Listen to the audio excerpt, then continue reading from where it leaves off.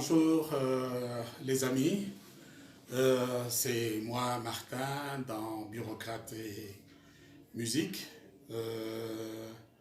Notre entretien hebdomadaire que nous allons faire aujourd'hui, je rappelle les amoureux de la guitare qui la jouent d'oreille, mais qui voudraient apprendre un morceau, voilà, ça a évolué.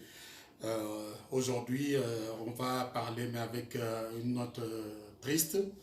Un des très bons guitaristes de notre musique congolaise, la rumba, a rendu l'âme il y a de cela 2 jours. C'est Rigo Star. Alors, tout en répondant à divers avis qui m'ont été envoyés sur la question de notre vidéo passée, voilà, nous allons un peu nous focaliser sur ce qu'il a pu laisser, pas tout, mais une partie, parce que c'était quand même un grand guitariste. Alors, nous allons peut-être lui dédier cette émission en présentant toutes nos condoléances à ses amis, ses connaissances et à sa famille biologique surtout. Je ne l'ai pas connu personnellement, mais j'ai déjà été associé à un travail qu'il faisait. Pas que moi je jouais, mais j'accompagnais un ami. À cette époque, ils arrangeaient les chansons Samaritain et Analengo. Cet ami est à Paris aujourd'hui, un grand arrangeur, un grand guitariste aussi, Boni Bikaï. Et c'est à ce moment-là que j'ai eu à être assis à ses côtés et voir comment il joue. Il était d'une dextérité vraiment correcte. M'avait vraiment épaté. Mais vous savez, l'homme propose, Dieu dispose. Donc nous ne pouvons que nous plier à sa volonté. Alors, dans un premier temps, je vais m'atteler à répondre un peu à la question que j'ai posée la fois dernière. C'était sur de quelle manière nous pouvons faire évoluer ce partage que nous avons. Parce que Pépé Feli m'avait conseillé de parler des guitaristes. Je vous avais prévenu déjà que ça pourrait être une gageure, mais je voulais quand même avoir vos avis. Et en tout cas, c'est presque 50-50. Il y en a qui trouvent l'idée intéressante de prendre les guitaristes, mais on pourra faire ombrage à d'autres qui ont pu être bons joueurs, mais que peut-être moi je ne connais pas. Et si on me demande de parler d'eux, j'aurais peut-être difficile. D'autres préfèrent que nous épinglons par des chansons. Nous pouvons découvrir des guitaristes par les œuvres qui ont été là, parce que toutes les œuvres qui ont marqué n'ont pas été jouées que par des grands guitaristes, mais ce sont des chansons peut-être qui ont étonné, qui ont cartonné, qui ont voilà, fait plusieurs choses. Il y a des gens qui ont joué des onzing, mais qui n'ont jamais été connus sur la scène comme étant des grands guitaristes. Je prends l'exemple d'une chanson de Olemi Echar, Mosele Bende, qui a été chantée par Likinga. Celui qui a joué la guitare solo, je ne sais pas s'il a peut-être fait toutes les guitares, mais présenté comme soliste, c'était Joël Tunga. C'était un condisciple à mon jeune frère à l'Athénée de Kalina quand on était encore tout petit. Et un très bon joueur de guitare. Et je me rappelle quand je l'ai vu jouer, à l'époque on terminait. Et un ami commun, on se connaissait tous peut-être parce qu'on fréquentait la même école et on était à la même école de dimanche à DMS en ville, à Gombe. Alors c'est lui qui a montré comment on jouait Monawadi. Mais ça, on va parler de ça plus tard. Donc c'est-à-dire que Joël a joué cette chanson-là, mais c'est un très bon guitariste, mais on ne pourra pas parler de lui parce que, à part ces œuvres-là, on n'en connaît pas. Alors, vous souffrez que je parle un peu de cela. Donc, il y a eu ceux qui sont intervenus.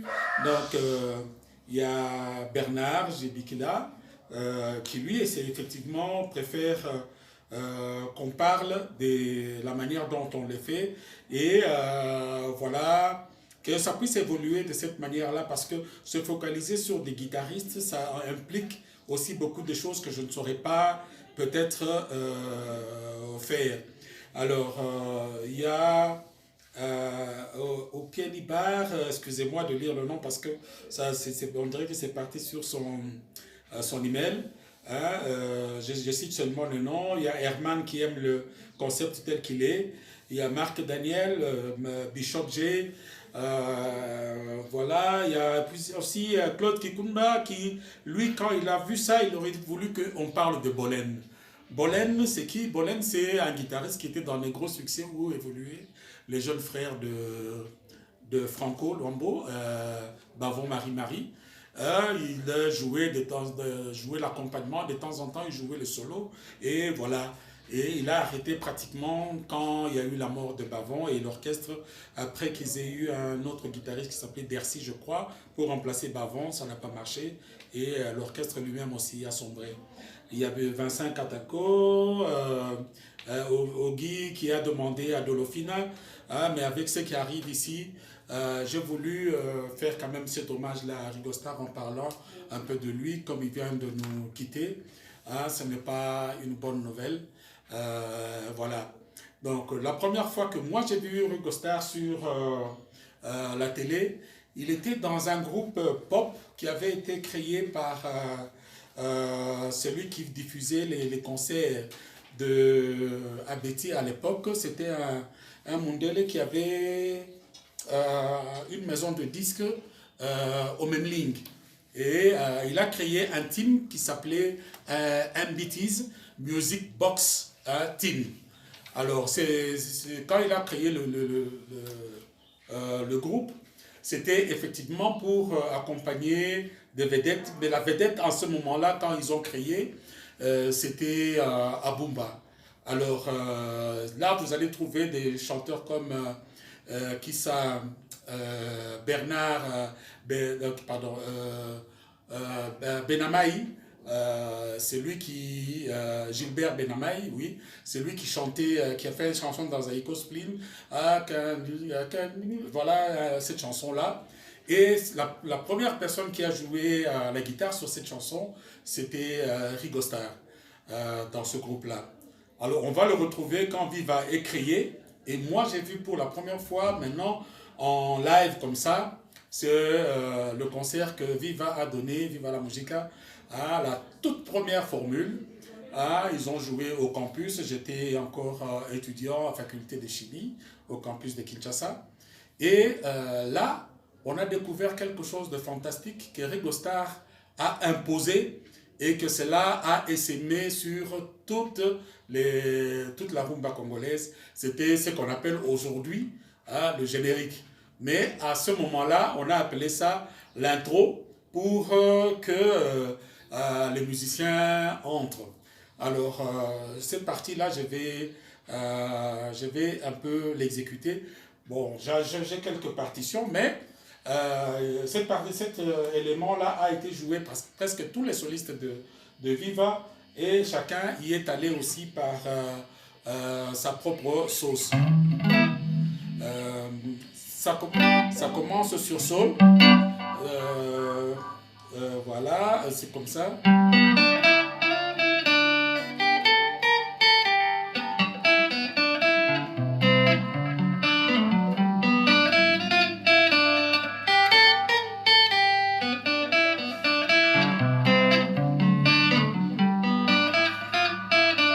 Je crois que tout le monde connaît cet accompagnement-là. Alors maintenant, le solo.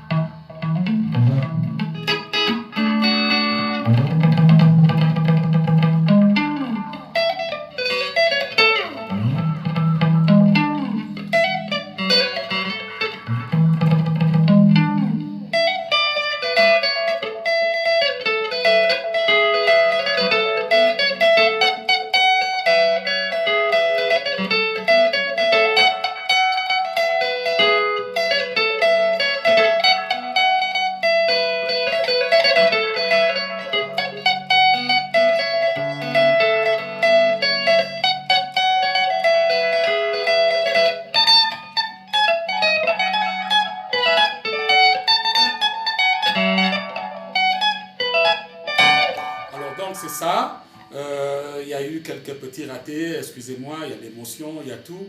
Hein, mais c'est lui qui a fait cette entrée de la scène. Vous savez, avant le concert, on joue des variétés, on joue des vieilles chansons. Mais dès qu'il commence ceci, donc ils savent déjà que les chanteurs sont déjà dehors. Hein, voilà, tout ça. Et ça signale que maintenant, les choses vont commencer. La plupart commençaient par la chanson qui était en vogue, ils jouent la partie dansante et tout ça. Alors, c'est un des trucs le plus marquants hein, qu'il a laissé hein, à la postérité parce que ça se joue encore jusqu'aujourd'hui. Hein, il y a des orchestres qui sont dans le style Viva, qui aiment bien commencer aussi leur concert en imitant cela.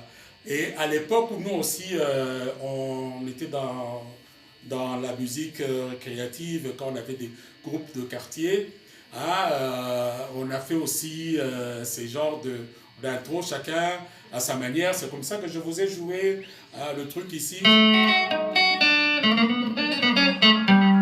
Ça, c'était l'intro que moi j'avais fait pour notre petit groupe à nous. Donc voilà, ça avait fait tache d'huile. Et chaque orchestre aussi, maintenant a aussi son truc à lui pour commencer un concert. Les Jibaï, les JB, les Wera, eux ils appellent maintenant, j'ai oublié encore le nom qu'ils appellent. Bon, voilà. Donc tout le monde a un truc phare sur lequel il commence. Alors, Rigo c'est un style tout à fait nouveau. Je vous avais dit que les guitaristes qu'on avait à l'époque, chacun savait imprimer un rythme différent de l'autre. Les quatuors de Zaïko, quand ils ont quitté Zaïko Langa Langa, c'était juste des chanteurs qui sont partis. Quand ils sont partis, on a connu de nouveaux guitaristes. Et les nouveaux guitaristes qu'on a connus, c'était à la basse Joe Mali, à l'accompagnement Adam Wangissa, au solo Shora, et on a découvert d'autres. Là, ils ont fait ici le collet. Mais au bout d'une année, ils se sont séparés. Il y a eu la création maintenant de Yoka Lokole. Yoka Lokole, on a pu encore implémenter un nouveau rythme parce que Ada est resté dans Isifi avec Evoloko. Nous avons eu Sek Bidens et Syriana dans Yoka Lokole. Et là, c'est toujours Shoga qui est le soliste. Mais dans Yoka Lokole, quelques disputes, Papa Wemba est évacué et Papa Wemba crée son groupe en entraînant Syriani. Mais comme il ne jouait pas trop dans Yoka Lokole, il était là bien sûr, mais le titulaire c'était Sek Bidens. Alors là maintenant, il a pu imprimer un autre style sur lequel Viva va maintenant s'appuyer. Et avec l'entrée de Rigo, un autre style de guitare, ça fait un style particulier et le style Viva né. Alors, la chanson, la première que il a jouée, je crois, c'était Bokulaka. Bon, ça va faire un peu de bruit. Voilà.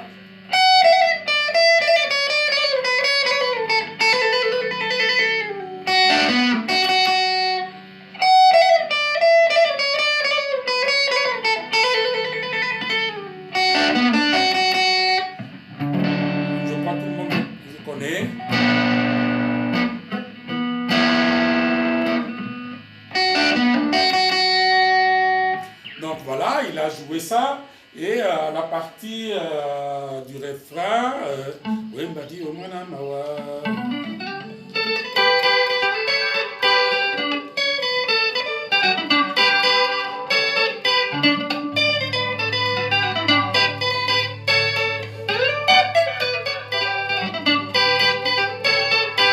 alors vous connaissez, c'est avec Pesa, beaucoup la oui, la partie dansante.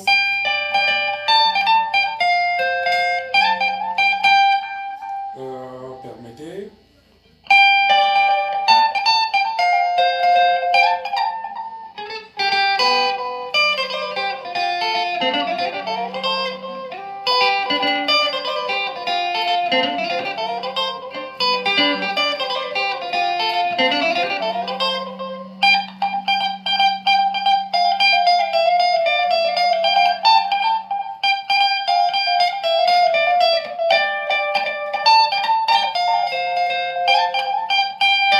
Voilà, donc c'était ça le solo de Bukulaka.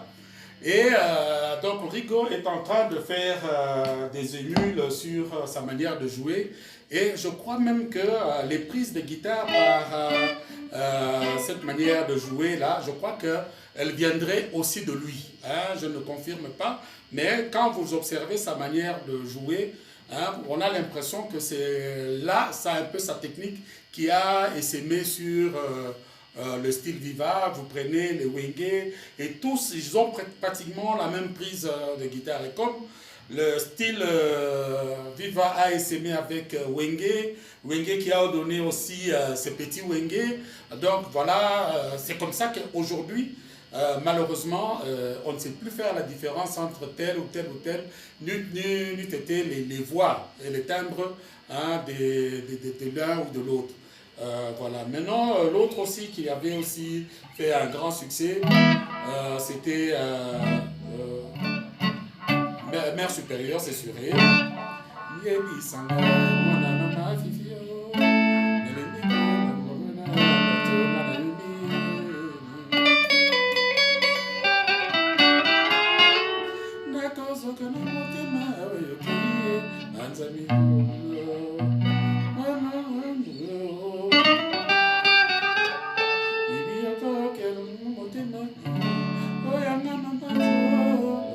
Alors le solfège.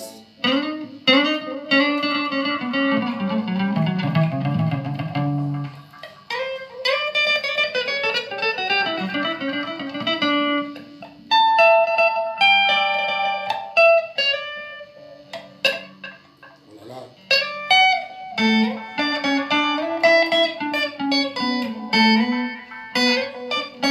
Je recommence.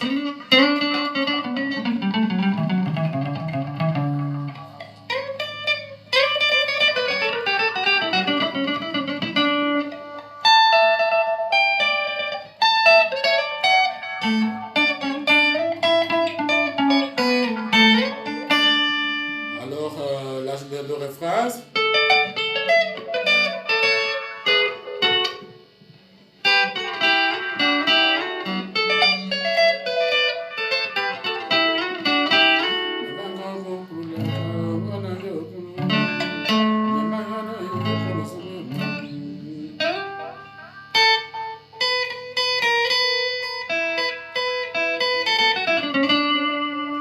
Alors, maintenant, le CBD.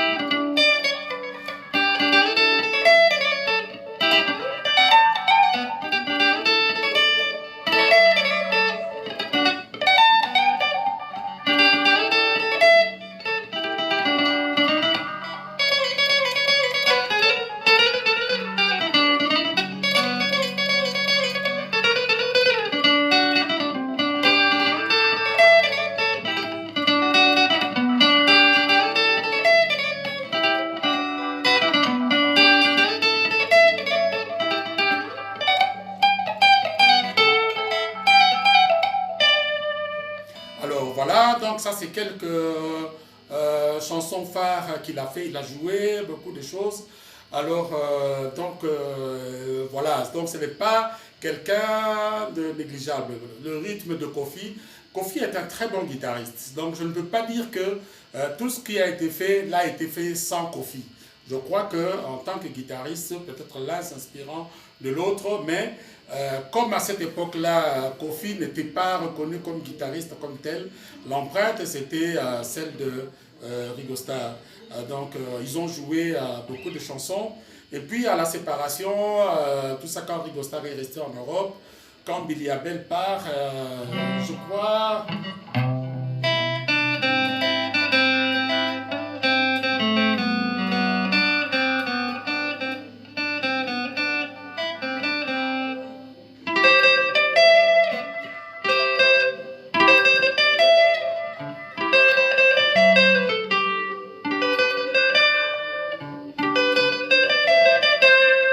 Je crois que vous devez connaître ça. Donc voilà, Rigo c'était un très bon guitariste, malheureusement il vient de partir, donc on ne va pas trop traîner là-dessus. Hein, voilà.